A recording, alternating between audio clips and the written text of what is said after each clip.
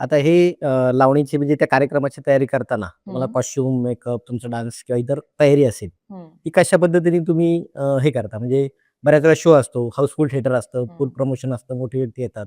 तर तुम्ही स्टेज मागच्या बरेच गडबड असतात. बऱ्याच हो. वेळा काय होतं ट्रॅफिकमध्ये उशीर होतो, काय हं. होतं. मग ती लगबग जी असते, हं. त्यातून नक्की नाही का मन कुठेतरी हे असतं, हो, हो, हो. दडपण असतं, की पटकन यायचं बरोबर. आणि स्टेजवर येऊन वाह! कर्टन उघडला हो, आणि सुरुवात. हो, हो. तो क्षण कसा असतो नक्की? तो क्षण म्हणजे कधी-कधी इतकं असं, की खूप लांबून प्रवास करून आम्ही एखाद्या ठिकाणी बरोबर. गेलेलो असतो. एक वेळेस तर असं होतं, की आम्ही अमरावतीला होतो हं. आणि दुसऱ्या दिवशी अकलूजला शो घेतला. अकलूज नाही, अलिबागला शो होता. अलिबाग. बरं, बरं. हे ते डोके डायरेक्टचे हो, लोक. खूप लांबचं टोक होतं हां. आणि उन्हाळा होता. हं, आणि बस बंद पडलेली. हं. आता जिथे शो होता आमचा अलिबागला, तिथला प्रेक्षक खूप लावणी बघणारा नव्हता. बरोबर आहे. पण हां. एका सोसायटीच्या कार्यक्रमासाठी त्यांनी घेतलेला कार्यक्रम. हं, हं. आणि आम्ही दिवसभर अंघोळी नव्हत्या आम्हाला. बरोबर. आम्ही जेवण केलं कारण की त्यांचं असं होतं की एक-एक मिनिट हां, महत्वाचं आहे बरोबर. कारण मॅनेजर पोहोचलं नाही, पाहिजे, नाही. वेळेला आपलं पाहिजे. अंतर कापायचं, अंतर जबाबदारीही कापायचं. महत्वाची. आणि तिथे आम्ही कार्यक्रम होता आमचा संध्याकाळी 7:00 वाजताचा. आम्ही पोहोचलो रात्री 11-12 वाजता. बापरे! हं. म्हणजे आम्ही गाडीतच मेकअप केलेले आहेत. हां, हां. चालत्या गाडीत छोटे आरसे घेऊन मेकअप केलेले आहेत. तिथेच हेअरस्टाईल केलेले आहेत आणि जाऊन फक्त डायरेक्ट बसमधनं स्टेजवर. उतरायचं, साड्या घालायच्या, साउंड लाईट लागेपर्यंत आम्ही डायरेक्ट स्टेजवर. अंघोळी नाहीत, कित्येकदा असं होतं. ते दडपण खूप असतं कारण की प्रेक्षक आपल्याला बघण्यासाठी एवढा बरोबर आहे. लांबून आलेला असतो हं. आणि आपल्याला वेळेत कार्यक्रम तिथं सादर करायचा असतो. तर बरोबर. हे दडपण फार भयानक असतं किंवा कधी-कधी असं होतं की बालगंधर्वला शो आहे, थिएटर शो आहे. हं. तर आमच्या आधी समजा नाटकाचा प्रयोग आहे हो, किंवा हो. अजूनही कुठलातरी लावणीचा प्रयोग.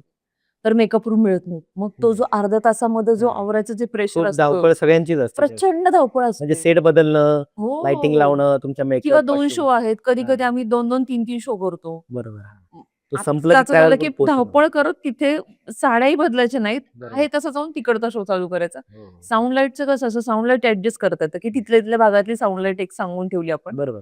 इकडचं साउंड लाईट वापरायचंच नाही. हां, इथलं येतं. पण स्टेजवरचे कलाकार हां. तर तुम्हाला तेच वापरायचं ते करायचे. बरोबर आहे. फक्त धावपळ आमची होते. पण तो जो शो होता तो सगळ्यात भारी होतो. कारण बरोबर. की आराम करायला वेळ मिळत नाही. सो ज्या स्पीडने आम्ही आलेलो असतो, त्या ती स्पीडने तो एनर्जी शो कायम होतं. असते. हो, कायम होते ती बरोबर. एनर्जी कायम. आता बऱ्याच वेळा तुम्ही महिलांसाठी खास शो हं. भरवलेत. मग महिलांसाठी शो करणं ही भावना कशी काय मनात आली तुमच्या?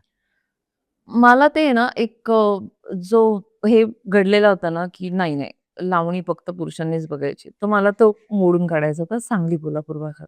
बरं. तर तेव्हा मी एक जणांचं असं म्हणणं ऐकलं होतं, की लावणी म्हणजे फड, हं. तमाशाचा फड आणि कुस्तीचा फड हां, हा हां. फक्त पुरुषांसाठी असतो. बरं, असं बरं. माझ्या कानावर कुठून तरी पडलं होतं हो, तेव्हा. असं बोलतात हां, बरोबर. असं बोललं जातं ना. हं. तर मला असं वाटलं, की असं कसं? बघायला पाहिजे ना महिलांनी पण हं. लावणी बघायला पाहिजे. हं, हं. मग मी काय केलं होतं, कोल्हापूरला केशवराव भोसले नाट्यगृहाला कार्यक्रम हो. होता.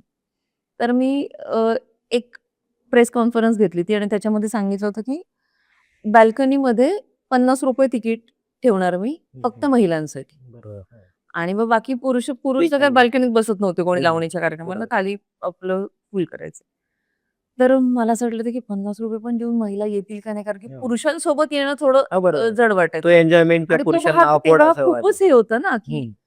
तेव्हा म्हणजे आम्हाला जीन्स टॉप घातलेल्या मुली पण कधी कोल्हापूरमध्ये दिसल्या नाहीत. हं, हं. आम्हाला सुद्धा पंजाबी ड्रेस घालूनच जावं लागायचं सांगली, कोल्हापूरला गेलो तर. म्हणजे हं. तेव्हा तिथं कोरसच्या मुली किंवा बाकी स्टेजच्या मुली पॅन्ट शर्टमध्ये दिसलं तर लोकं शोधायचे, की कुठून आलेत हे? हं. इतकं ते होतं. ते मला ते मोडून काढायचं होतं.